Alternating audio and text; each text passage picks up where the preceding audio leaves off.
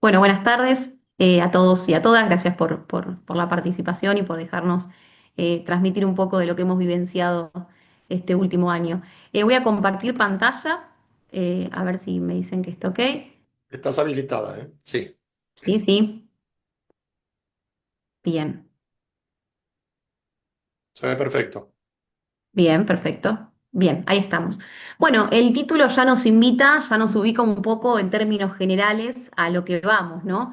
Es decir, acá tenemos una disputa en la que está nada más ni nada menos que el derecho a la salud en juego, ¿no? Nosotros nos vamos a ubicar primordialmente como para individualizar un poco el tema en el impacto que tuvo el DNU 70-2023, si bien con un abanico de modificaciones legislativas se han dado con este DNU, nos vamos a centrar en aquellas que involucran a la medicina prepaga, ¿sí? A las empresas de medicina prepaga, ¿sí?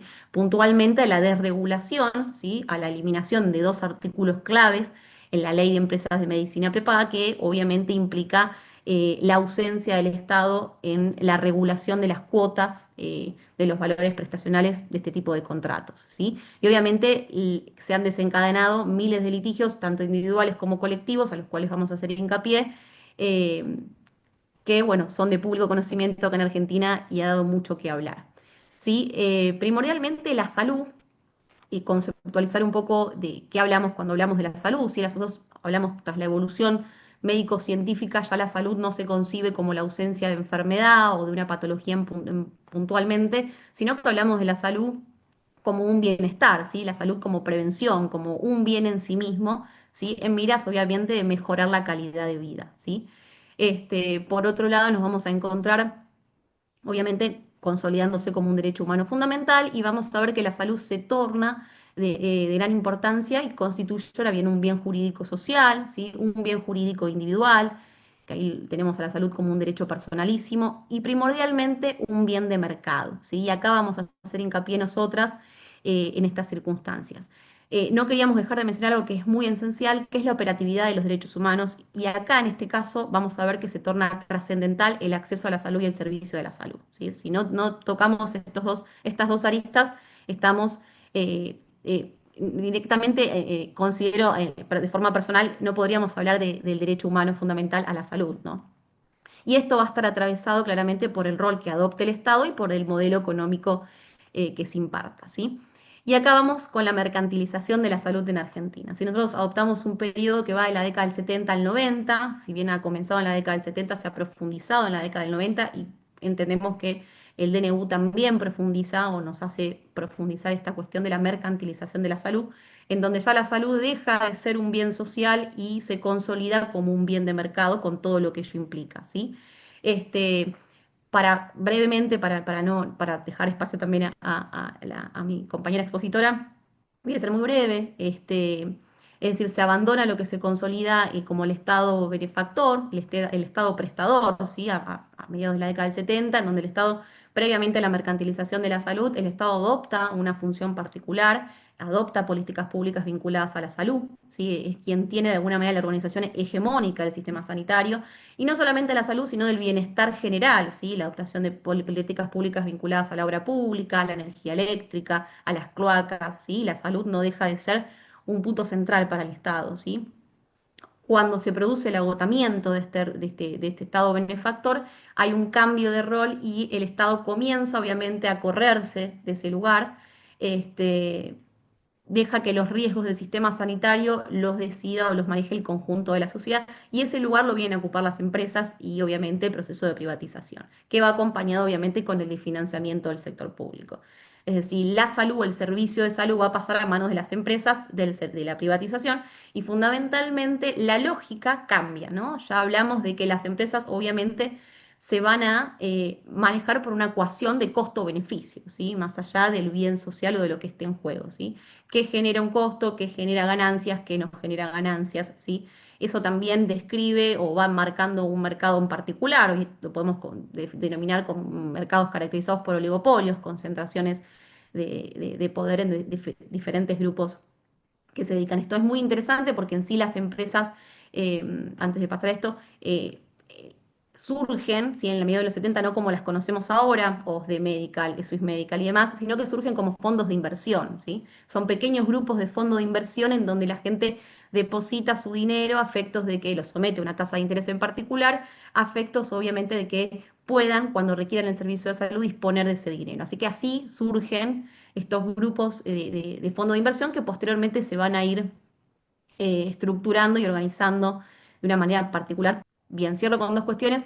Servicios de salud, básicamente, para describir un poco cómo está organizado nuestro servicio de salud, tenemos un sistema completamente fragmentado, ¿sí? Es un sector público, un sector de seguridad social basado en la solidaridad, conformado por los aportes de los trabajadores, ¿sí? Y el sector privado. Claramente, nuestro sistema federalista implica que tengamos diferentes órdenes nacional, provincial y municipal, lo cual esto también dificulta muchísimo porque los recursos con los que cuenta el orden nacional no son los mismos que el orden provincial y ni hablar del municipal, ¿sí? Lo cual ya la fragmentación ha traído mucho de qué hablar.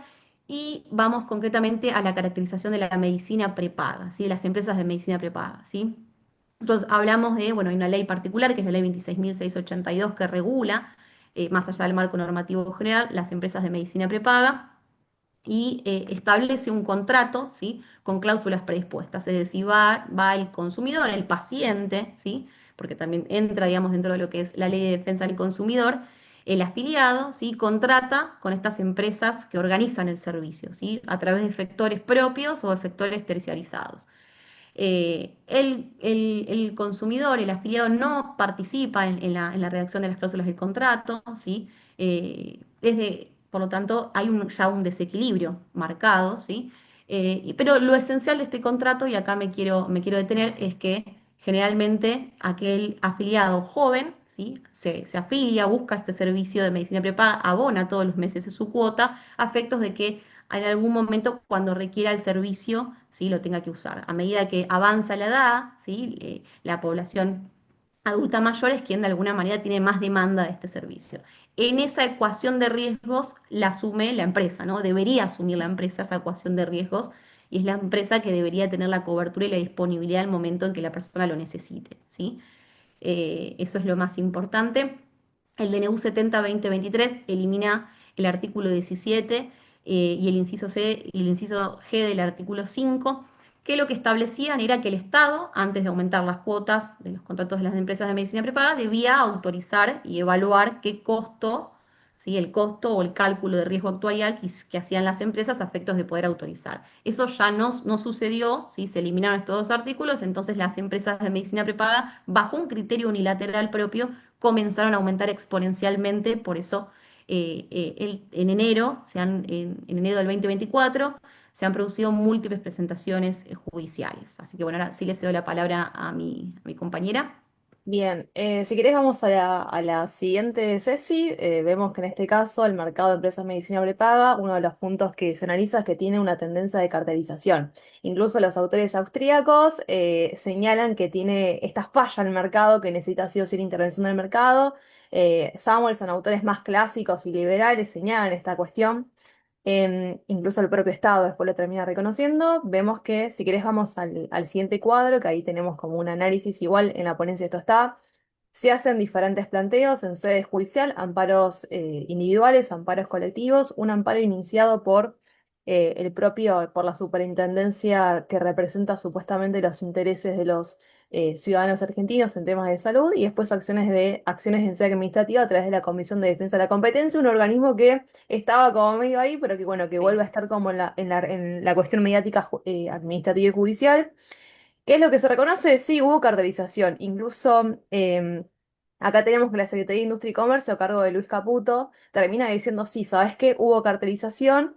Entonces, bueno, hacen un acuerdo, hacen una presentación judicial y luego de ahí lo que se hizo fue una especie de acuerdo entre el gobierno nacional a través de un amparo que se presenta, donde ese acuerdo se trató de imponer a un montón de usuarios a través de los procesos individuales y colectivos. Incluso se presentan las empresas de medicina prepaga diciendo, che, nosotros ya cerramos un acuerdo, lo homologamos con el gobierno nacional, y muchos jueces comenzaron a cerrar los expedientes, que eso fue lo que nos pasó en la parte judicial. Nos querían imponer un acuerdo que no habíamos participado.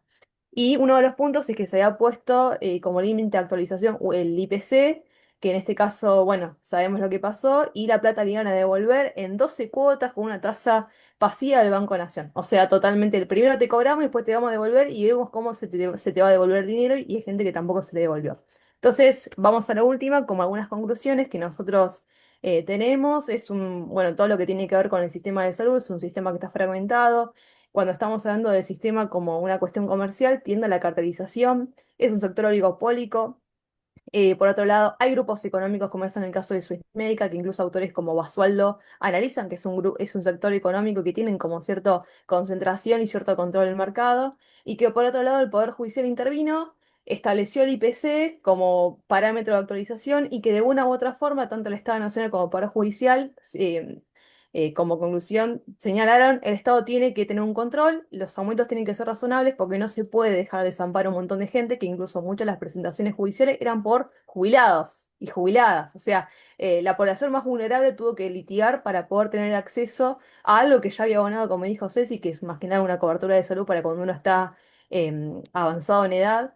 Y bueno, ahí se trató de ver si realmente fue un litigio y una visión mercantilista versus la visión de los derechos humanos. Así que bueno, eso era el aporte.